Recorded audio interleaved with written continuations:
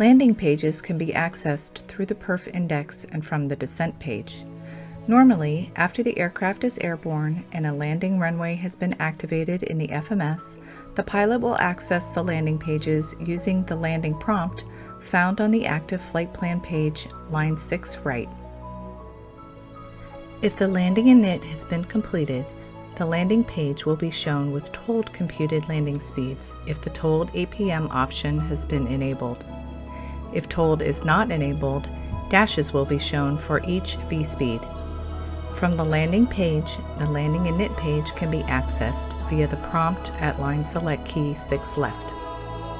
The landing init page provides for entry of specific information for landing and go-around calculations, in addition to landing performance initialization. To perf the landing, the pilot starts by verifying the runway heading on line 1 left. This value is taken from the FMS navigation database, but pilot entries are accepted. If a runway is not defined, the display will show dashes. The aircraft landing weight is displayed on 1 right and should also be verified. The value will be either in pounds or kilograms, depending on the aircraft personality module setting and where the aircraft is based. If the landing weight shown is above the maximum landing weight, it will be displayed in reverse video, and an exceeds max landing weight scratch pad message will be shown. The landing temperature is displayed in both Celsius and Fahrenheit at line 2 left and should be entered after the pilot listens to ATIS or gets the landing field temperature value. Pilot entry of Fahrenheit preceded by a backslash is permitted. Enter only Celsius or Fahrenheit, but not both.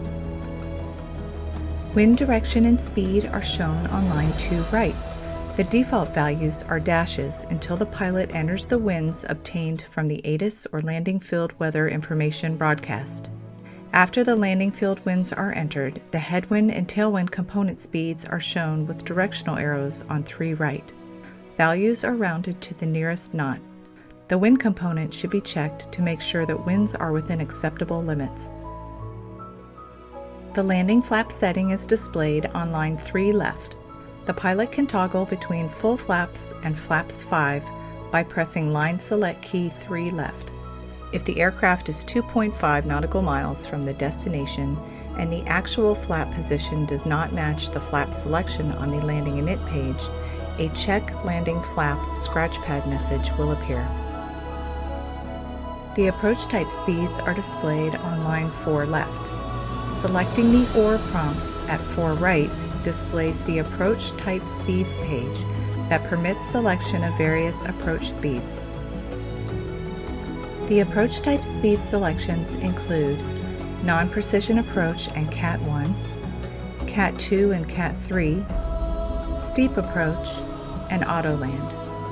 The currently active approach speed is displayed in large font with ACT for active in parentheses after the speed. Select the return prompt to go back to the landing init page. The landing field ice condition selection and prompt are shown on line 5 left. To change the selection, use the line select key 5 left to toggle between yes and no. The active selection is shown in a large cyan font.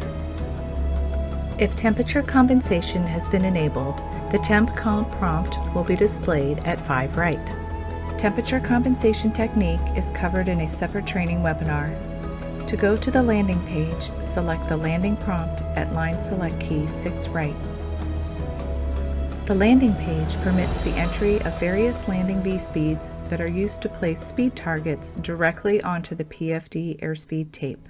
If landing speeds are not inserted or confirmed, and the aircraft is in cruise with an arrival activated, a check landing speeds scratch pad message will be displayed. Landing speeds consist of reference speed, approach climb speed, and final segment speed. The landing speeds are confirmed and activated by the crew by selecting the line select keys 1 left through 4 left. Note that this confirming action must be completed for speeds to post on the airspeed tape. The landing flap setting is displayed at 2 right when a flap setting exists. Press line select key 5 right to view the approach speed selections. The approach speeds page is used to enter speed limits for the various flap positions, as well as restrictions that are used to compute speed targets during the approach phase of flight. Once the approach speeds are confirmed, the actual landing flap value will be shown on line 5 right. The green dot or fixed speed selections are shown on line 1. The active selection is displayed in large font, in this case fixed. When the selection is fixed, the various speeds are shown on the bottom portion of the page. Pushing line select key 1 right toggles between the selections. When green dot is selected, line 2 displays the default green dot additive of 0. The range for the green dot additive is 0 to 99 knots and can be set by the pilot by typing a value into the scratch pad and line selecting it up to line select key 2 left.